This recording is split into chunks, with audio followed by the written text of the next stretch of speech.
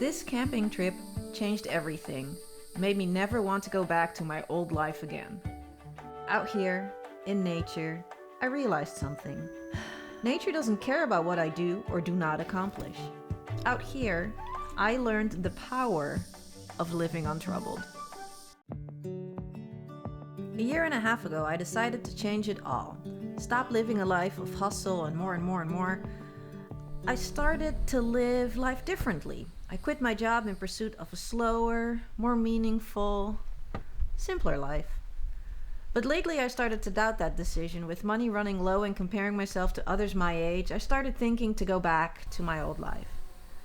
That is, until this camping trip, where I had no internet connection and it was just me, Mako, and my thoughts. Not being bombarded by social media, news cycles, culture wars, expectations. Without all of that noise, I was able to think about what it's like to build a life that's truly my own. Let me share with you what it means to me to truly live untroubled. We made it to Kissimmee Prairie State Park, and the forecast isn't that great for these couple of days that we're here, but at least it hasn't been raining just yet.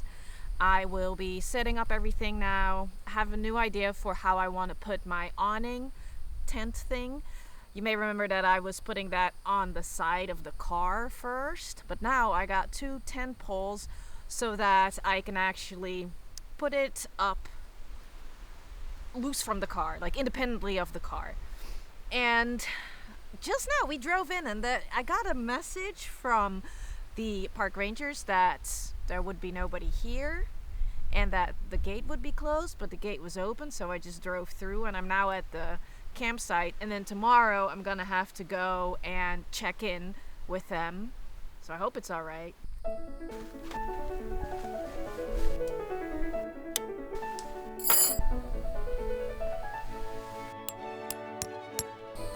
This is a total disaster. It really isn't working with the poles.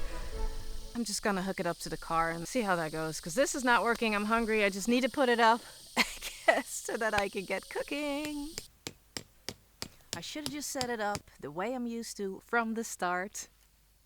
I got it done. It's only, I don't know, a couple of hours later. I don't know. Maybe not hours.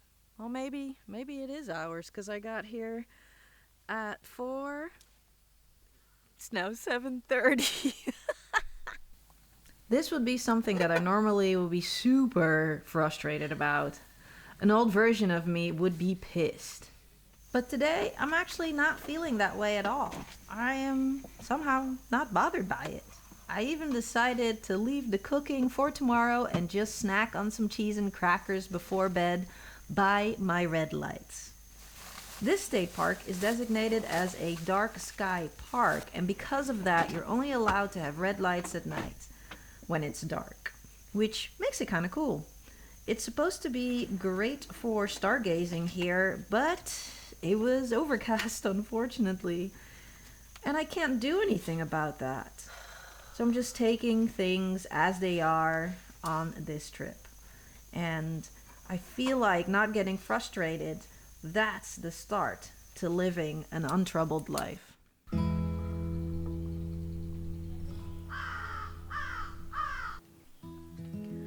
Mako and I slept like babies, and I'm making breakfast on this gloomy morning, realizing that before I left for this trip, I was well aware that the weather wasn't gonna be fantabulous.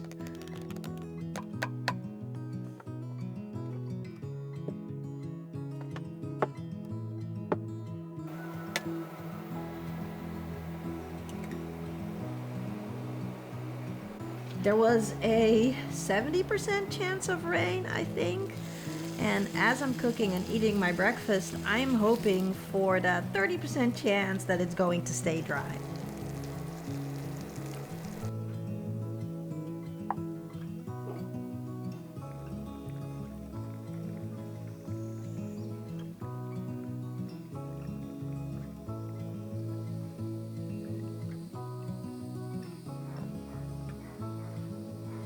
Morning.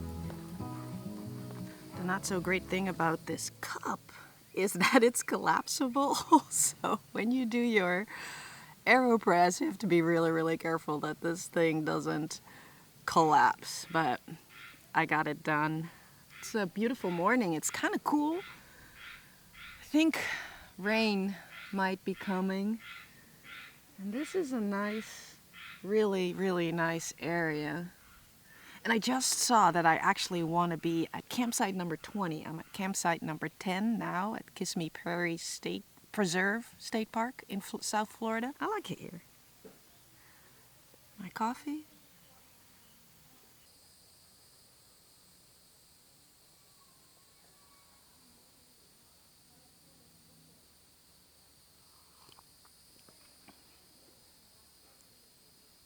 It turned out delicious.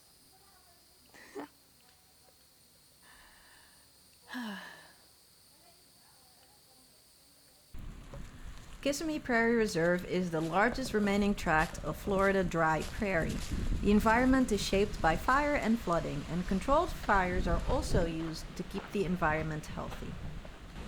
Unless they weren't joking about the fires that are here sometimes.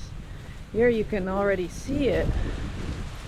And this is right behind the camping spot too.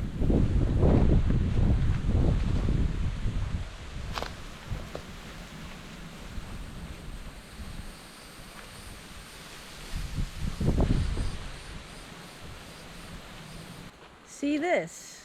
This is what I'm talking about. If you have this spot to camp, then this is your backyard. How awesome! Wow. Yeah. When I come back, this is the spot we're going to, okay? I'll bring you to this spot so that we can wake up to all of this. It is amazing that there just aren't any buildings out here. Like, to the horizon, I don't see one building. It does look like rain is imminent. For now, kind of go for a walk. Probably not go too far, because it does look like it's gonna pour down in a minute. Maybe it's just time to go get some lunch. Yeah, it's getting real dark out there. Looks like a thunderstorm is coming.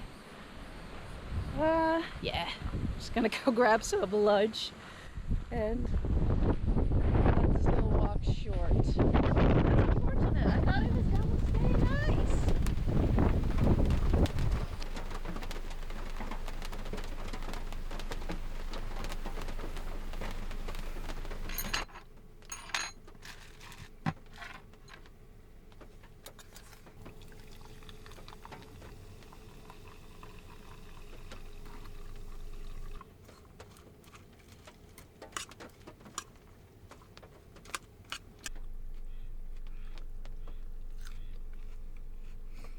I'm sure I've mentioned this before, but these salads from Aldi, they are delicious. This is the Southwest, I believe. A little bit spicy, but I like it. I'm actually going to use part of this for my dinner. I just put half of the bag in here. There's quite a lot in there. They're not too expensive, and they're just delicious. I love bringing these when I go camping. Good stuff.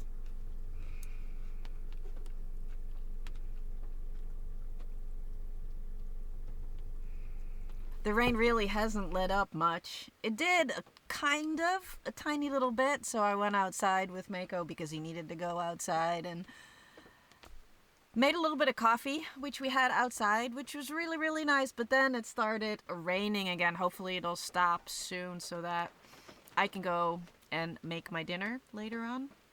And it doesn't really have to be dry for that. I mean, I have the awning, it's still standing, and I can just cook underneath that, so that is gonna be fine. But it's just nice because I really wanted to make that campfire, so we'll see if that actually is going to happen. Hope you can hear me all right over the noise of the rain. But yeah, being inside of the car, I needed to be a little bit creative, so I put my bed away. On all the other camping trips, I just left the bed flat all this time. But now, I actually created a nice little desk area that I'm super happy with, and I didn't really realize that I could make it nice and cozy. In here, I brought this little desk lamp just by chance. Well, not really by chance. I did kind of realize that it might be super rainy on this trip. I was hoping it wouldn't be, but it is. So I brought the lamp, 2 other lamps to make it kind of cozy in here. And just with the setup that I have, I could make a little bit of a, like I said, desk area, and then the 2 seats folded over when I just sit on top of them. I have enough headspace left to sit upright, which is great. Mako was snoring down here in his little bed. There's enough room for him to stretch out down there. He can also be up here, but for some reason he doesn't want to be. He just wants to be in his bed. I'm excited about this whole situation and just kind of adapting to what is happening what is happening during my trip, and not being disappointed that it's so rainy. I mean, a previous version of me would have just been sulking, I think. And now I'm not. I'm just not bothered by it, which is really great. Also, another thing that's great, but also maybe not so great at the same time. In the car, I don't have any reception with my phone, which, well, reception, actually none. I have no reception and no internet, which is really calming my nervous system down, because I just posted a video yesterday, and normally the next day I will always be on YouTube to just figuring out, the analytics of it all. Even without a job, right? I am still tying my worth to accomplishments. And that's a little bit of a bummer, kind of, and I really have to unlearn that and know that I am worthy of being just by the fact of being alive. I don't have to prove my worth through accomplishments at a job or good analytics. Away from the scroll, away from the constant comparison that I and so many of us put ourselves through, I'm finally actually really asking myself, what really matters to me? Have you ever asked yourself that question? What matters to me? Not what should you do to please your parents, friends, coworkers, or the algorithm. Do you do the things that you want to do just for you, because you want to? It's a hard question to answer if you ask me. And I'm not sure if I do have the answer, but it's good to think about it. The phone really has been making me a little bit anxious. I feel like the phone is making a lot of us anxious all the time. All that information that comes in about the world, people fighting, wars, politics, all these things that we can't do anything about. And sometimes it's just nice to silence all the noise and not having to bring up the willpower not to pick up the phone, right? Because now it's just futile. If I pick up the phone, there's no connection. It doesn't matter. Sometimes bringing up that willpower to not be on your phone is just exhausting in itself. Now I don't have to do that. Now I can just enjoy the silence. Well, silence. I can enjoy the sound of the rain. I haven't been camping for about 4 weeks now, I think. I was in the Netherlands for 2 weeks visiting my parents, and before that I just didn't have anything booked. But this is nice. This is really a nice way to get back into it, even if it's raining. There's something that has been bothering me a little bit and that I wanted to talk to you about, and that's that lately I had been feeling that I lack ambition. And because of that feeling that I had of maybe I need to be more ambitious, I felt like I wanted or needed, it's not a wanting, it's more of a needing, that I needed to go back to a job. It's not as if I don't have any money at all anymore, because I did save quite a bit of money to take that time off. But now it wasn't about money really. It's just about feeling useless. And that's so wrong. Right now, I know that that's wrong. Like, you're not useless if you want to do things that might be a little bit different than what society dictates us to do. And for me, a 42-year-old woman that wants to be a content creator for a living, that is definitely not something that society is glorifying, right? Obviously, when you're 12 and you want to be a YouTuber, that's widely accepted. But when you're my age, not so much. Even more so, like, for example, I had started a newsletter, and I stopped doing that. And mainly, well, I don't know if it's mainly, but in part because I did get a comment from somebody that said that who's gonna want to read a newsletter from a 40-something-year-old failure? And of course, if you put yourself on the internet, you need to have a thick skin. But things like that kind of sting just a little bit, right? You just kind of start thinking about that just a little bit, like that seed is planted. So I stopped. I stopped doing the newsletter, which I think is so silly. If I want to be a content creator, if I want to do this for a living, not only do I want to do video, I want to sharpen my storytelling skills. And I really believe that if I sharpen my skills as a writer, that would help. That's why I started a newsletter in the first place. But I stopped because of that stupid comment, because of what people think of me. You know what? Right now, sitting here in my car in the rain, I'm going to resolve to start up my newsletter again. That's what I'm going to do. Yeah. And I think I'm going to put it on Substack. That's what I'm going to do. When I get home, I will be starting my newsletter anew. And that's just what I want to do. Who cares what people think, right? If you want to do something, just do it.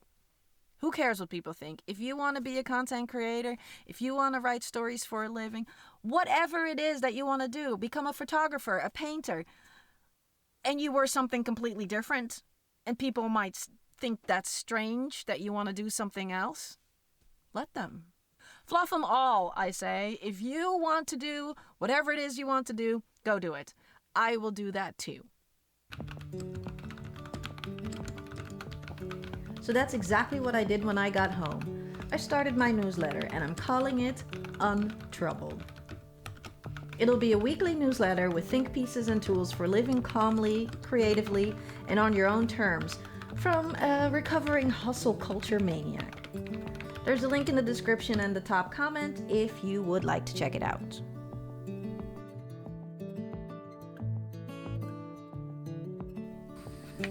The evening was wonderful. The rain stopped, the air felt fresh, and it's nice and cool outside, especially for this time of year, June in South Florida.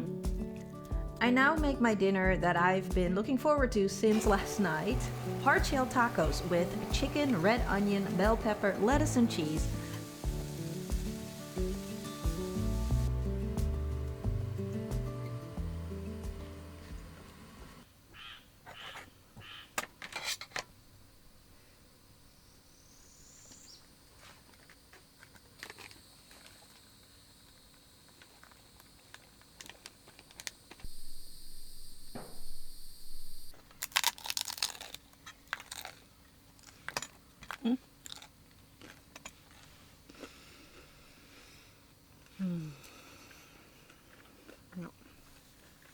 No.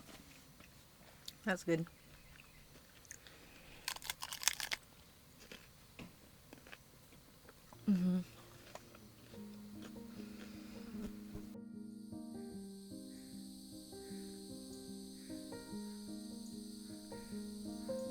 I closed the night off with a campfire.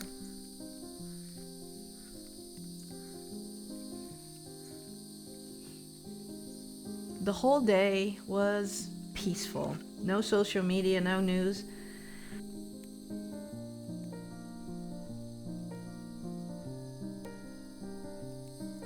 It heightens your attention to the present moment. You start to hear and see things you otherwise would have missed because of that phone.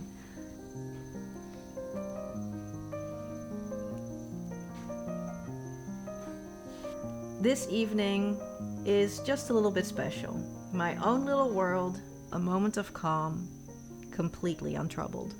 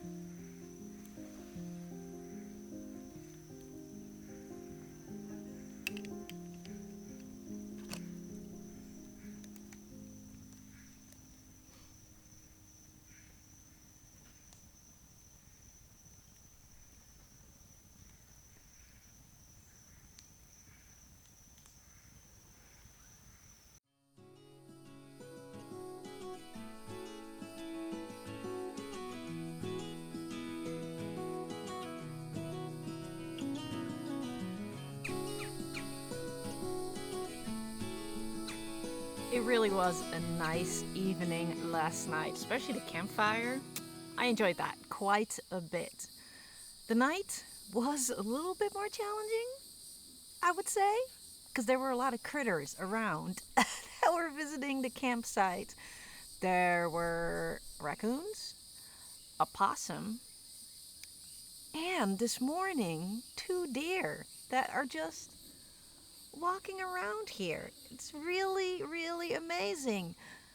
Mako is he's not amused. So I had to put him in the car so that he didn't scare away the deer too much, because I really enjoyed having them around. Hopefully they'll come back this morning. But yeah, so the evening or sleeping was a little bit of a challenge because of that. But still had a good night's rest. And you know what? 2 things can be true at once, because this whole slowing down thing, it's not coming easy to me. I'm the type of person that, yeah, I've said it a bunch of times now, go, go, go. That's how I am, but that's not how I have to be the whole time, because I do know that it gets me anxious. It's not good for my nervous system. I'm not feeling great when I'm doing that. That constant addiction to the hustle is not good for me. I know that. That's why it's a practice, right? Like mindfulness is a practice. You have to practice being mindful. You have to practice slowing down. And that's exactly what I'm doing with these camping trips. And specifically this camping trip, I'm really feeling it. I'm feeling it, that it's healing and that it helps to slow down. And you know what? Maybe my unhealthy obsession with hustling and achieving is now just replaced with an obsession with camping and my car and being outside, making videos, creating stories. I don't know if I just replaced one way of busying myself with another way of busying myself. But regardless, this way of busying myself feels a lot more calm and feels a lot better. Living untroubled isn't about escaping your life or not tending to your responsibilities. Rather, it's about building a life that fits, one that is spacious, where you make space and time for the things that you value, even if that's just once in a while. And you don't have to have all the answers right away. I sure don't. But with this trip, I absolutely know that going back to my old life is 100% not an option. I now aim to be unrushed, unworried, completely untroubled. Daylight on the horizon, shining back at me, makes me think of my baby coming home to me. Down the riverside flowing, knowing she's still there. I can't see where she's going.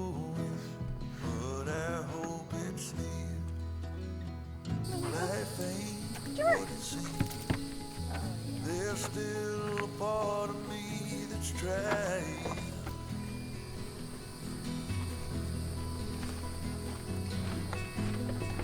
Come lay on my chest. You can find a little rest from hiding.